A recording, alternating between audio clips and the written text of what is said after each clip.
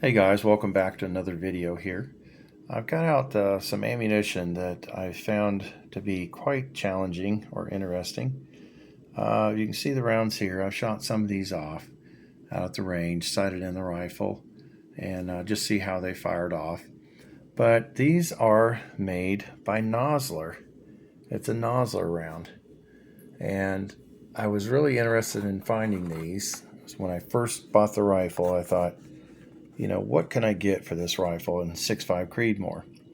It's a round that, there's a lot of controversy around because everyone says, oh, it's better than your 270 or your 308 or your 30-06, the ones that we grew up and loved and, had many experiences taking game with, even the little 243s and, that type thing. So they're touting this round as the a great round. You could shoot long distance and it's efficient and so forth. Well, maybe it is, but it ain't no better than the rest of them that we already have and we've hunted with for years. But anyway, I was excited to see these 140 grain, which is a little bit heavier bullet than what others I have seen. But it's a ballistic tip from Nosler. It says for hunting there. You can see the open cavity there in the back. And they got a picture down here, just pictures on there, but pronghorn antelope. This here is a mule deer, I do believe, pronghorn. And then the hogs and a big whitetail buck. If you ever got so lucky to see that in your lifetime, I'd probably pass out. But anyhow, uh, the moral of this video and story here is I was excited to get these until I tried to load them in my particular rifle, which is the Savage 110. It's a bolt action, obviously. And it's got a real fancy stock and everything and a nice scope that came with it. But when I was trying to chamber these, the brass, I'm telling you folks, it's the brass that is too tight. My chamber is probably has tight tolerances. But I've had Winchester XPs, Hornady Superformance rounds, and went through this gun, no problem at all.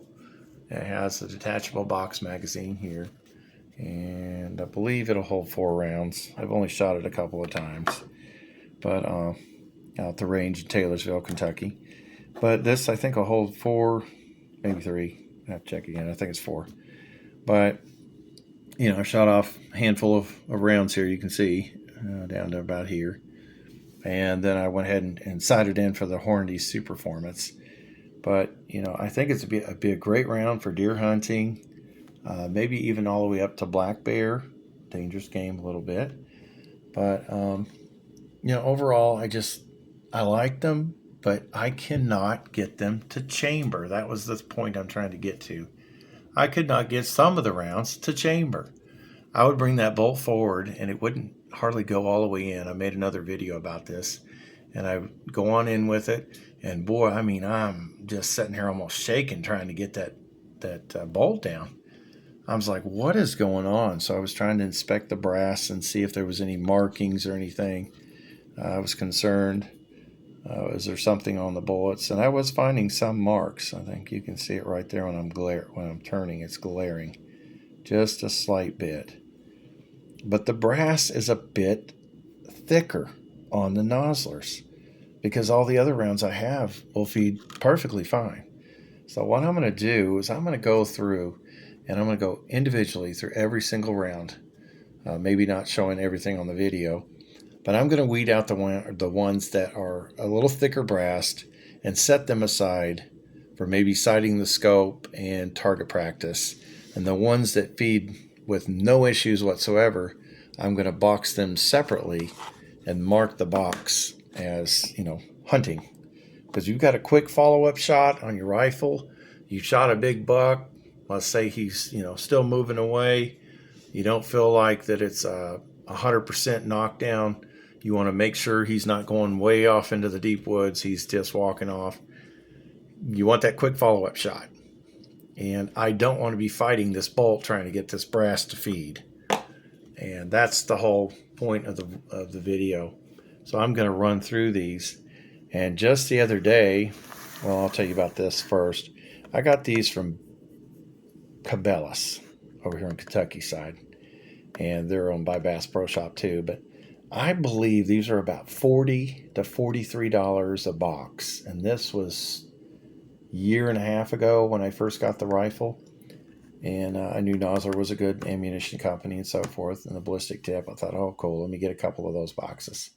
Well, I went into Academy the other day, and on the discount rack is another set of the Nosler ammunition.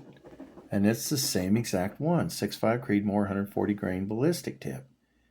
And I thought, man, I'd like to get another set of those to have 4 boxes. And they were on clearance, and I couldn't believe it. I started looking. They're $26.98. And I was like, boy, for a modern caliber, that's the best deal I've seen in forever. They were normally $44.06. I think it was $18.04 off. I've got the receipt around here. I don't remember what I put it. I was going to make it with a video and show you the receipt, but $26.98. It was over $18 off a box. So I grabbed the 2 boxes that were laying there, and I'm going to do the same thing. I'm going to cycle through all these rounds to see if my tight chambered Savage 110 over here will give me rounds that I can hunt with and rounds that I want to do target practice and shooting with and trying to get better with my rifle. That's got the tighter brass, because I'm not taking tight brass out when I'm deer hunting, hog hunting, and God forbid, black bear hunting. I don't want to be struggling getting a follow-up shot in the chamber with, you know, a dangerous game type situation. So that's what we're going to be doing here, and I'll try to show you a few. Hold on just a second with me. And this is exactly what I'm talking about.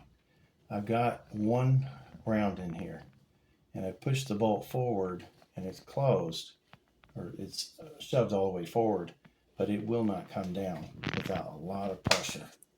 Now I've got the bolt down, and that's what my issue is with the Nosler brass. So I'm going to try and open this up.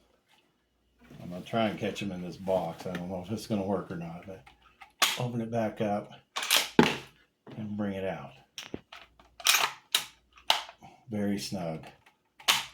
I mean, very snug. Now that one went down fine, so that's a keeper. I'm going to sort these rounds out to the ones that fit well and the ones that don't. All right, we'll get back with you in just a minute. I'll take the video from Mom. She's here helping me out. I'm just going to try and set this up here for a second. And then we're going to continue through the rest of the rounds, both the new ones and the ones that I had just purchased. And we're going to see which ones are friendly to have a second backup shot quickly, and which ones are the brass that doesn't want to feed. All right, guys, we'll get back with you in a minute. Yeah, I'm going to try it on. You keep turning. Okay. I All right, well, we're going to cycle some more rounds here. This is from another box. So that one didn't go in too bad. Some of the others were a lot worse. Let's see if I can catch this. I keep dropping them on the ground. I don't like doing that. Making sure the bullet's not pushed back in. I didn't get a pickup on that one. And it's still going in quite firm. Down there, in my opinion, is a reject, so we'll take it out. I'm separating the ones, like, again, that's not feeding well. That one's not too bad there. I can deal with that. Separating these out, so we'll put that back in the good ones. And let's see, I got another one down here. Not too bad. Some of them, I mean, but they're going in. I'm having to crank down on this like a bear. We're going to reload another mag again, and we'll get back with you. If you want to pause it there, Mom, on the white button. Turn the light on this side there. All right, guys, just getting back with you here. These are the rounds that I've cycled, and they're extremely tight. Some are really, really tight. I mean, I'm like pushing down like a grizzly bear.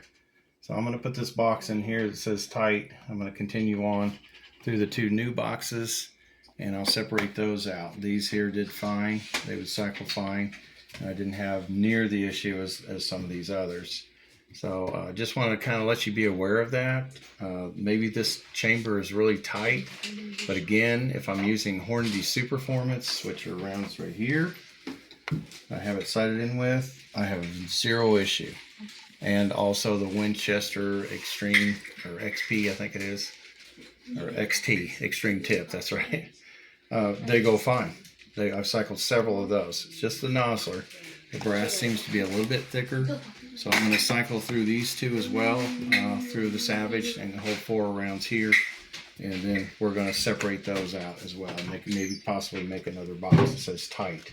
I'll use these for target shooting, sighting my scope, so forth. This here is going to be set up for hunting. Alright guys, have a good one. We'll talk to you later. You need to subscribe and hit the like button. It really helps me out. I really appreciate it. I got well over 723, I think, subscribers now. Trying to reach 1,000. Alright, talk to y'all later.